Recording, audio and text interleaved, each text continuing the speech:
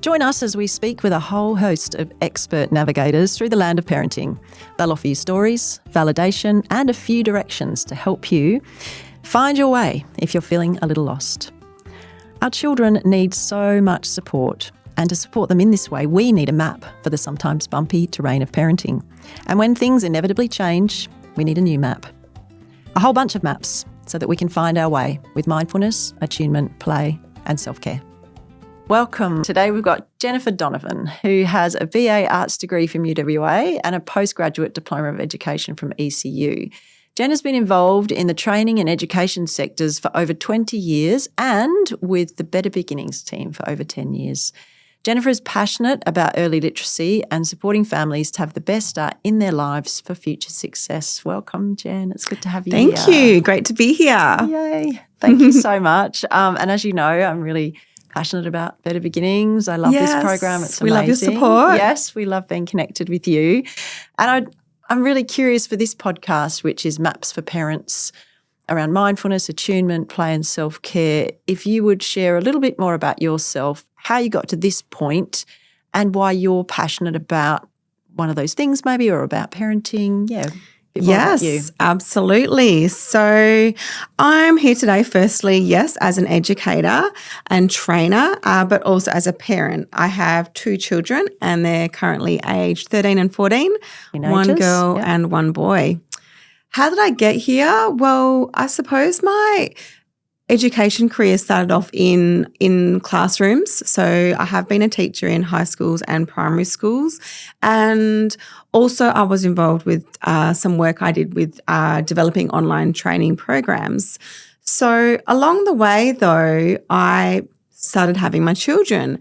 And when my first child was born, it really put me in that space of early childhood literacy. And so when I saw the position come up with the Better Beginnings team at the State Library of Western Australia, I felt like it was something that I was really interested to be a part of and learn more about.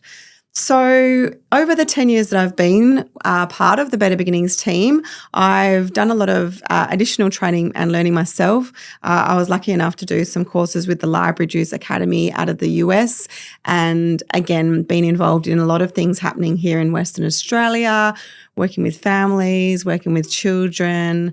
And along the way, you know, what we have learned about from research is that the first 5 years of a child's life and their brain grows to almost the same size as an adult's.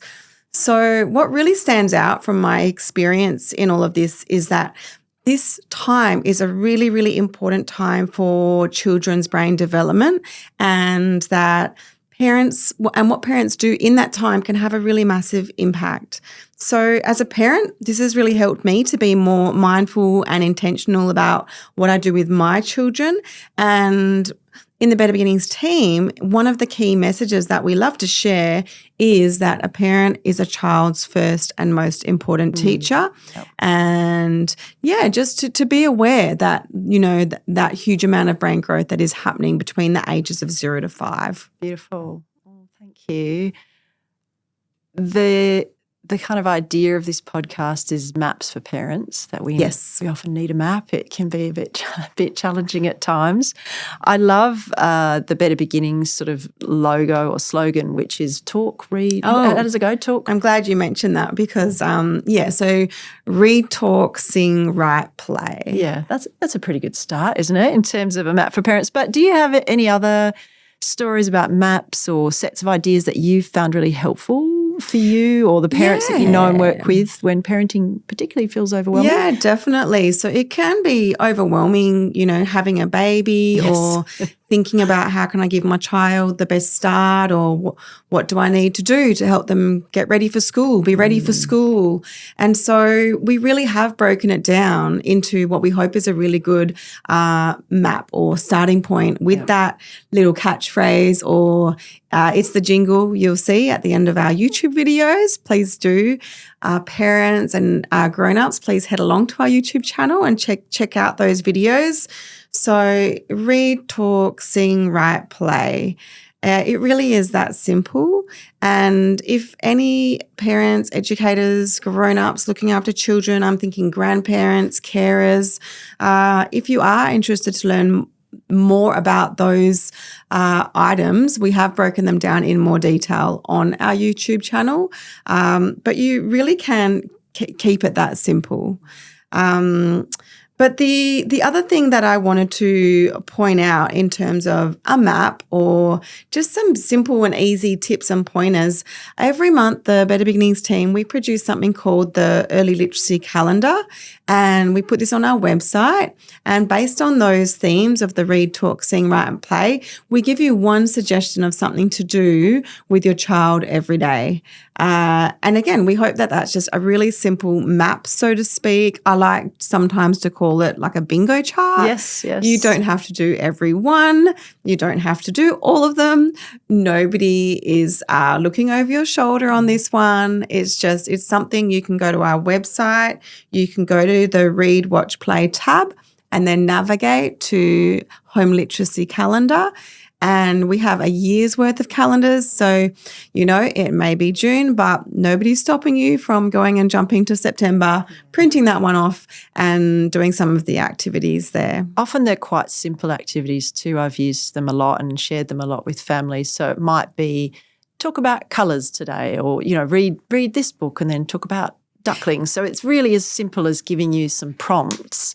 And Exactly. I think for exhausted, overwhelmed parents, actually, that can be very helpful to stick on the fridge because you're so busy in there getting dinner ready and getting everything ready that it's easy to forget the joy of just turning to them and making eye contact and getting down on their level and having a little chat about colours or animals. That's exactly right. Yeah. We really hope that it is just really easy, simple, accessible. Anyone can do it.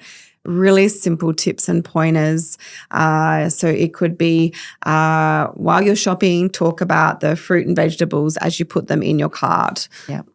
Go to your local public library and borrow your favourite book. As you say, it really is that simple and that easy. And we've listed them all out for you. Again, if you do choose a particular month, we do try and theme them a little bit, perhaps with the seasons or any special events. But again, the activities can be done absolutely anytime, and you can cross them off or circle them or get the child to put a sticker on if they're, at that age where they can navigate peeling stickers. That's again a really good activity for building those finger muscles and the finger strength required for children when they go to school and learn to write. Yeah, so there's lots of rich opportunities there. That's gorgeous. We hope so. Yeah, Thank you. Yeah, and I love that it is those simple ideas that can be incredibly helpful and have those long-reaching impacts. And you and I were talking before we started recording about just the power of sitting with your little one. They're on your knee. You've got a book that you're both looking at together, and just reading together or talking about that book even has so many rich applications and so many ways you can experience that where they're getting connection with you. They're learning more about the world and how 100%. It works. New vocabulary. So beautiful. Yeah. It's the best thing that you can do. Yeah. Absolutely. Yeah. It's such a gift too. I mean, that's some of my favourite parenting moments has been sitting and reading stories with my boys. So and they don't always sit still, do they? That's a good thing to know too. I think parents sometimes feel that pressure of we need to read the story and we need to read it from the start to the finish, but actually just even if you just look at a page together and talk about it, that can there be great. really is no right or wrong when it comes to engaging in early literacy activities across the board of the read, talk, sing, write, play. As you say, you may be reading a book at any point in the day. It can be challenging for sure, especially with wriggly toddlers. So a lot of families might find that before their child is getting a bit sleepy, if they're having daytime naps, or perhaps before bedtime is a really great opportunity where the children perhaps have had a nice warm bath, their body's feeling a bit more settled, hopefully they're a bit exhausted from their busy day. That could be a really great time to sit and read. But even then, if they're not sitting quietly or if they can't manage a full book, again, no right or wrong, they can read. Parents don't even need to read the book. They can just point out the pictures and have a conversation with the child. I like opening a book with a child and just saying, what's your favourite page? Why do you like it? That's if they're talking. But again, if the children aren't talking yet, parents can and grown-ups can still talk with their children. Sometimes it can feel like you're having a one-sided conversation, but again, all my training and learning tells me that, you know, those children's little brains are absolutely doing a whole lot of processing in that time. And, you know, parents and grown-ups can look at the children's faces and watch for those cues. Children will be making noises, perhaps smiling before they're actually talking. And again, they can share some really special moments with their child with a book. Gorgeous, gorgeous. So what about if parents are feeling a little bit lost with all of this and they need a kind of a true north point? What's something actionable that they can do? I mean, we have talked about some really simple, practical, actionable things parents could do, but what's something you can suggest that they could take from our chat today? So because it is so simple, we've already mentioned it. Yeah. But read. Yep. This is what I have to say. To find true north, all we would love you to do with your children is read. And like we just talked about, it can be engaging with a book. It can be giving a baby a board book, letting them explore it, chew on it, letting them chew on it, talking them through the pictures, talking them through 1 page or 2 pages, or perhaps it is sharing, you know, one thing I love to do personally, and again, a favourite memory with my children when they were younger was sharing some of my favourite books from my childhood. So the Better Beginnings team, we provide lots of ideas and suggestions for new books. On our YouTube channel, we have some book recommendations, some of our favourites, but also on the home literacy calendar I mentioned, we share new titles coming to print. But you don't need to forget about some of those incredible old classics. So I would love to share one that I have a special memory from my childhood, which I'm sure you're familiar with, Belinda, is Goodnight Moon. Yes. I just love this book. I believe it was written, don't quote me on it, I think it was first published in the 1950s. Yeah, I think it was a long while ago. 75 years, 70 plus years old. However, I shared it when my children were born. I still share it with my nieces and nephews. It's a book I love to gift to people when they have a new baby. It's a really great rhyming book, which is great for children's phonological awareness. It's a great search and find, so anyone can just look for that little mouse on every page. And I particularly love talking about things like the clocks, which look quite different to how we tell the time these days. Many people on mobile phones, for looking at phones for time, but also the phone in the pictures as well is quite different to what a phone. Yeah. And then again, from a vocabulary perspective, it's got words like mush, which is basically a breakfast cereal of some description, perhaps porridge. So some really good vocabulary in that one. Again, classic stories can be a really rich source of early literacy learning for children as well. Beautiful.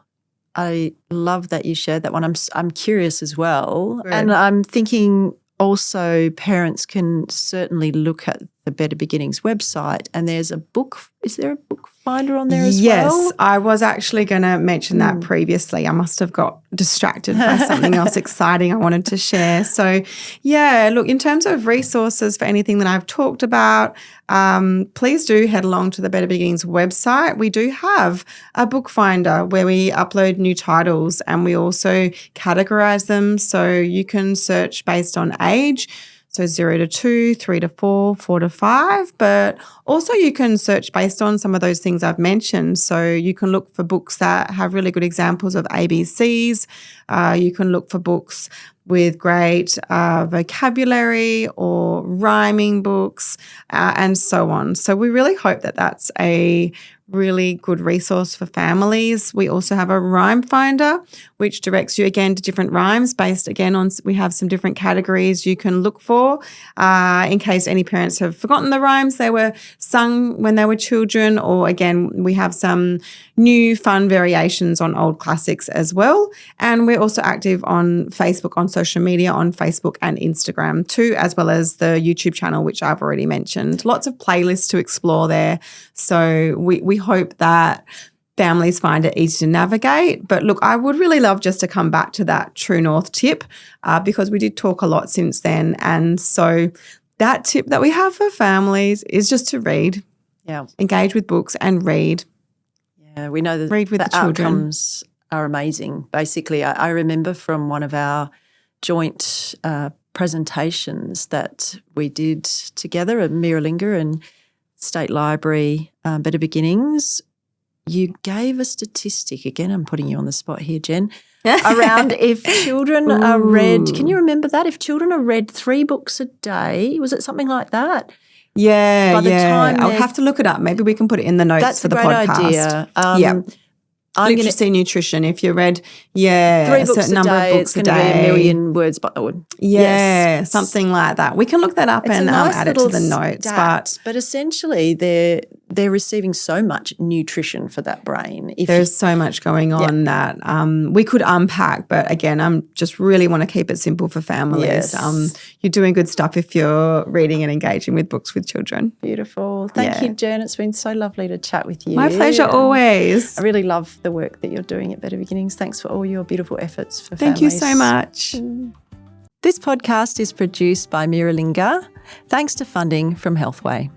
I'm Belinda Smith, Manager of Parenting Services at Meerilinga. If you'd like to know more, you can visit our website, www.meerilinga.org.au, or if you'd like to get in touch, send us an email, parenting@meerilinga.org.au, or visit us on socials.